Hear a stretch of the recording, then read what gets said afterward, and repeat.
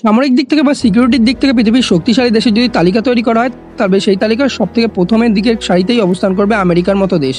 তবে বর্তমানে পরিস্থিতিতে দেখা যায় যে এই আমেরিকার সিকিউরিটিকেই চ্যালেঞ্জ করেছে এবার রাশিয়া এবং চীনের কিন্তু সম্মিলিত এয়ারফোর্স। সম্প্রতি এই ঘটনাটা মেন উঠে আসার কারণ হচ্ছে কিন্তু আমেরিকার কিন্তু একটি অঙ্গরাজ্য অর্থাৎ 50তম অঙ্গরাজ্য যেটি আলাস্কা, তো তার খুব কাছাকাছি কিন্তু প্রথমবারের জন্য পৃথিবীর ইতিহাসে উঠতে দেখা যায় রাশিয়া এবং চীনের সম্মিলিত যে স্ট্র্যাটেজিক বোম্বার অর্থাৎ কিন্তু কৌশলগত বোমারুক বিমান যে রয়েছে সেগুলোকে কিন্তু উঠতে দেখা যায়। দুটো দুটো করে চারটে কিন্তু বোমারুক বিমানকে উঠতে দেখা গেছে এবং একরকম কিন্তু তাড়া করে কিন্তু তাদেরকে কিন্তু সেই জায়গা থেকে ভাগিয়ে দেওয়া হয়েছে কানাডা এবং কিন্তু আমেরিকার এয়ারফোর্সের দ্বারা।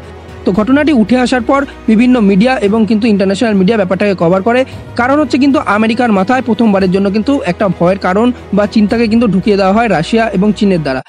তো এক নজরে যদি নর্থ আমেরিকার ভৌগোলিক অবস্থানটা দেখি, যেখানে মেনলি কিন্তু আমেরিকা এবং কানাডা অবস্থান করছে, তো মেনলি আমেরিকার রেসপেক্টে যদি আমরা দেখি রিজিয়নটার যদি লোকেশনটা, তাহলে দেখা যাবে যে আমেরিকার উত্তর দিকে রয়েছে কানাডার মতো দেশ, যার সাথে মেনলি কিন্তু আমেরিকা পৃথিবীর সব থেকে বড় বাউন্ডারি অর্থাৎ ল্যান্ড বর্ডার কিন্তু দেখতে পাওয়া যায়, যেটার নাম হচ্ছে 49 প্যারালাল লাইন।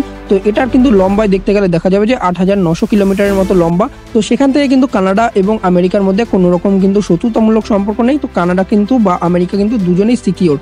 পূর্ব দিকের যদি কথা বলা হয় নর্থ আমেরিকার, তাহলে দেখতে পাওয়া যাবে পূর্ব দিকে রয়েছে আটলান্টিক মহাসাগর সবার প্রথমেই।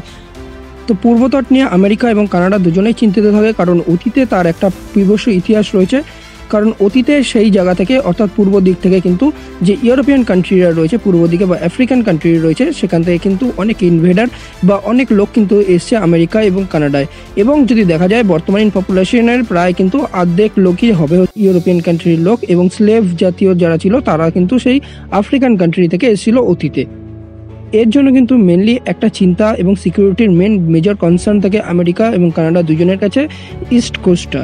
তো এরপর যদি আমরা দক্ষিণ দিকের কথা বলি, তাহলে আমেরিকার সাথে দক্ষিণ দিকে রয়েছে হচ্ছে কিন্তু মেক্সিকোর সাথে একটা ছোট বর্ডার শেয়ার করে, কিন্তু সেই জায়গাটা থেকেও কিন্তু কোনো রকম শত্রুমূলক আক্রমণ কিন্তু আমেরিকা আশা করে না। তো সেই জায়গাটা থেকে কিন্তু আমেরিকা একদমই সিকিওর দুটো দেশের থেকে। তো নর্থ আমেরিকার যদি পশ্চিম তট নিয়ে কথা বলি, তাহলে দেখা যাবে যে পশ্চিম তটে রয়েছে পৃথিবীর সব থেকে বড় মহাসাগর এবং গভীরতম মহাসাগর, সেটা হচ্ছে প্যাসিফিক বা প্রশান্ত মহাসাগর। তো সেটাকে ক্রস করে প্লেন আসা সেটা খুবই ডিফিকাল্ট ব্যাপার আমেরিকার জন্য, এতদিনের জন্য ছিল। তো এরপর যদি ক্রসও করে তাহলে কিন্তু দেখা যাবে যে তার পশ্চিম তটে কিন্তু রয়েছে, অর্থাৎ নর্থ আমেরিকার পশ্চিম তটে রয়েছে কিন্তু রকি মাউন্টেন। তো সেটাও কিন্তু অনেক উঁচু মাউন্টেন, সেটাকে ক্রস করাও ডিফিকাল্ট ব্যাপার। তো এবার এই ব্যাপারগুলো থাকা সত্ত্বে আমেরিকাকে পশ্চিম তট নিয়ে কিন্তু এবার ভাবনায় ফেলে দিয়েছে, কারণ হচ্ছে কিন্তু যে তার যে 50তম অঙ্গরাজ্য সেই জায়গাটায় কিন্তু এবার রাশিয়া এবং চীনের কিন্তু বিমানকে দেখা যায়।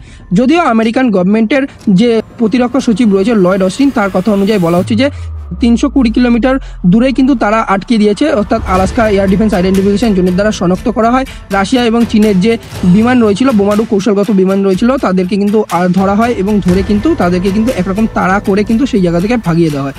তো এবার তোমাদের মনে স্বাভাবিকভাবেই কোশ্চেন আসতে পারে যে এয়ার ডিফেন্স আইডেন্টিফিকেশন জোন কি হয়। তো এয়ার ডিফেন্স আইডেন্টিফিকেশন জোন হচ্ছে কিন্তু আন্তর্জাতিক আকাশসীমা হিসেবে বিবেচিত হয়, যদিও এটি কোনো রকমভাবে কিন্তু আন্তর্জাতিক আইনে স্বীকৃত নয়। আইডেন্টিফিকেশন জোনটি এমনও নয় যে কোনো রকম কিন্তু আন্তর্জাতিক সংস্থার তত্ত্বাবধানে রয়েছে। তো মেনলি কিন্তু এটা প্রথম কিন্তু 1950 সালে আমেরিকার দ্বারা সৃষ্টি করা হয়েছিল। তো সম্প্রতিকালীন পরিস্থিতিতে যে আমেরিকা জানিয়েছে তার এই আইডেন্টিফিকেশন জোন অর্থাৎ এয়ার ডিফেন্স আইডেন্টিফিকেশন জোনের তাদের উপকূল থেকে প্রায় 320 কিলোমিটার দূরে কিন্তু উঠছিল চীন এবং রাশিয়ার কিন্তু বোমারুক বিমানগুলো।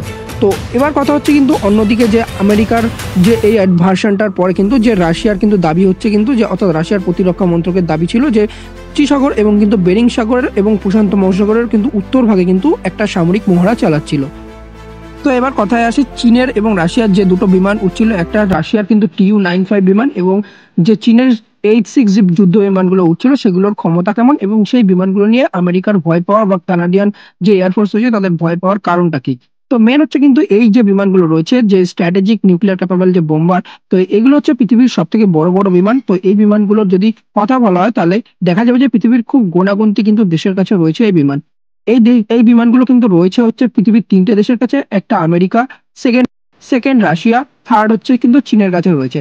এমনকি ন্যাটো কান্ট্রির কিন্তু অন্য দেশের কাছেও কিন্তু এই বিমানগুলো নেই, বা কিন্তু ইন্ডিয়ার মতো দেশের কাছেও কিন্তু এখনো বর্তমানে কিন্তু এরকম যুদ্ধবাহী বিমান কিন্তু নেই।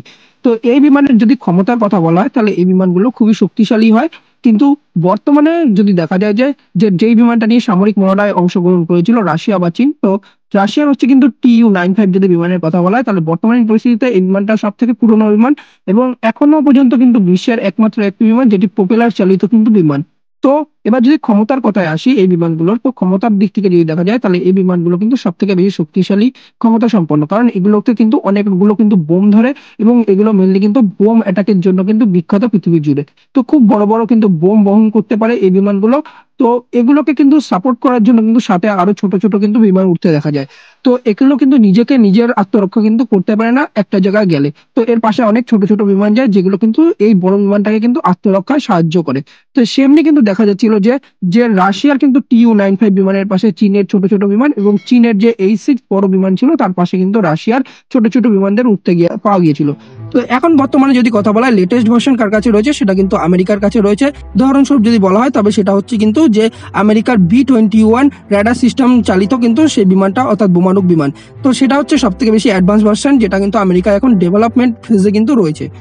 এই ব্যাপারটা নিয়ে চীনের বা রাশিয়ার কি মন্তব্য? তো রাশিয়া এবং চীনের মন্তব্য হচ্ছে কিন্তু তারা কিন্তু একটা 5 ঘন্টার সামরিক মহড়ায় কিন্তু গিয়েছিল।